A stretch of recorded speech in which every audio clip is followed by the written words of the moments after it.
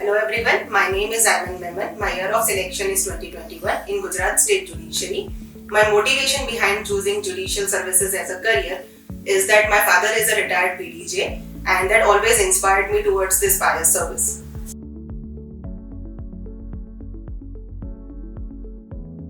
Move if we talk about, वो मुझे बहुत ज़्यादा हेल्पफुल रहा because the concept clarity जो subjects पढ़ने में आ रही थी that was amazing.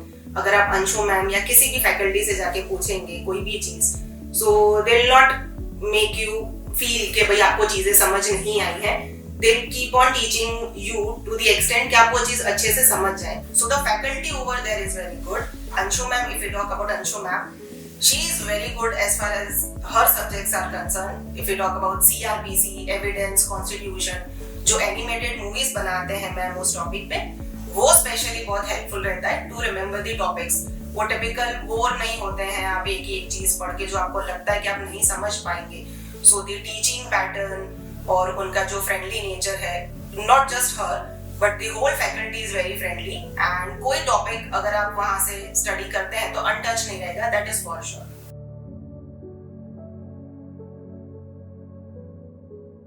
To be very honest, I had no pattern or strategy for studying.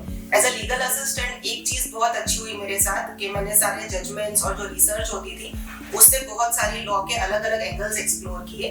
तो मुझे उस चीज में मेरा सारा मोस्टली जो स्टडिंग का वो था वो कवर हो गया है.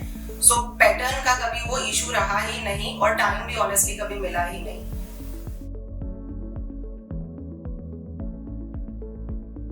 Strategy behind cracking prelims was कि अगर आपके सामने 100 क्वेश्चंस हैं, सो मेरा सजेशन ये है कि पहले वही सारे क्वेश्चंस मार्क कर लीजिए जिसमें आप बहुत श्योर हैं.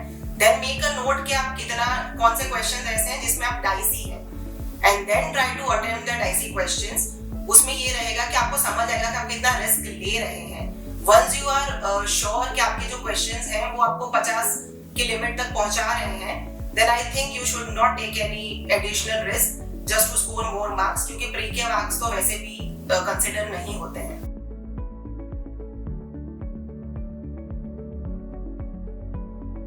My belief is that you should make some notes, and as far as major acts are concerned, that is very helpful to make notes.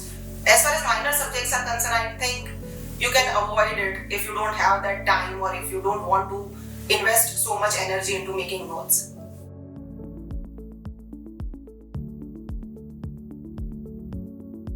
My means oriented approach was to cover all the topics जो daily एक JMFCI या एक civil जज उसको cover करता है. Supposedly if we talk about bail या injunctions, जो सारे डेली कनेक्शंस में होते हैं, I think you should focus on that. और वही ज्यादातर मेंस के एग्जाम में पूछे जाते हैं.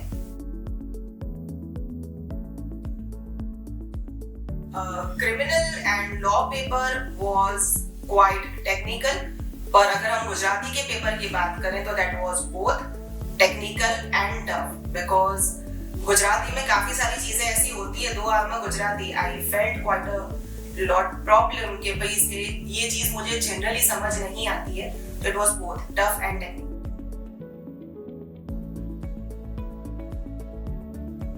As I already mentioned that I was serving as a legal assistant in High Court, so I didn't face much problem facing the panel and keeping the calm over myself and tackling the questions and the pressure of the atmosphere. So I was quite okay with the atmosphere overall created.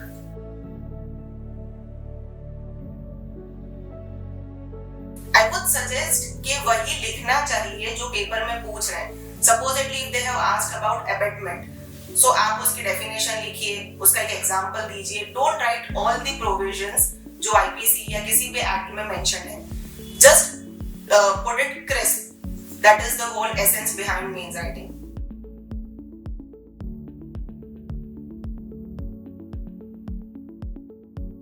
Major acts की अगर मैं बात करूं तो making notes is very important major acts में.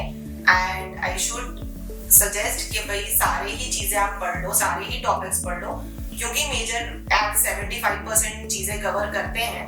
And अगर हम minor acts की बात करें, so I just had a glance over it once कि अगर मुझे मेजर एक्ट्स की चीजें नहीं आती हैं तो भी मैं उसको एटलीस्ट अटेम्प्ट कर पाऊं. So that was the whole strategy.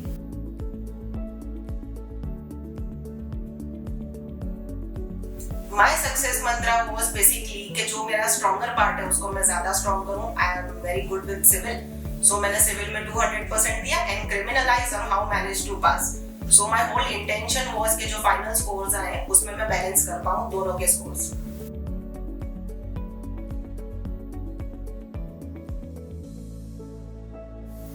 Mains answer में मेरा सजेशन ये रहेगा कि आप पहले डेफिनेशन लिखिए अगर आपको आती है, इंट्रोडक्शन लिखिए, जो उसका कंटेंट है वो लिखिए. इफ पॉसिबल अगर आपको आता है तो please add a judgement, and अगर नहीं आता है तो इलस्ट्रेशन से उसको फिनिश करना would be the best possible way.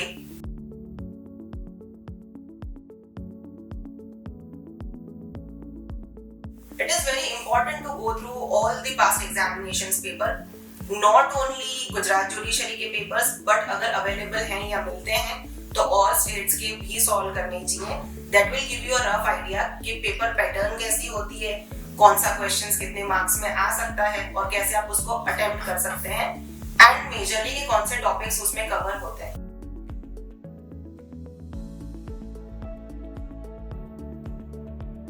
GK and aptitude Anshu ma'am definitely बहुत उसमें एफर्ट्स डालते हैं कि वो हमें पढ़ाएं, बट अगर मैं मेरी बात करूं मैंने जरा भी नहीं अटेम्प्ट किया था, बिकॉज मुझे ये था कि अगर मैं क्रिमिनल पार्ट कर लूंगी तो मुझे उसकी जरूरत पड़ेगी ही नहीं. It was, you can say it was a leap of faith on my side.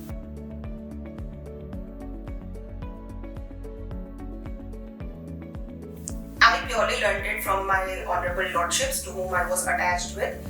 जो डेली प्रूफ रीडिंग्स और ऑर्डर्स की या जजमेंट्स की होती थी, that help me a lot in understanding कि कब फैक्ट्स आने चाहिए, कब रेशियो आना चाहिए, इफ पॉसिबल अगर जजमेंट आता है तो उसको कोट करना चाहिए. So that help me a lot basically in framing the orders.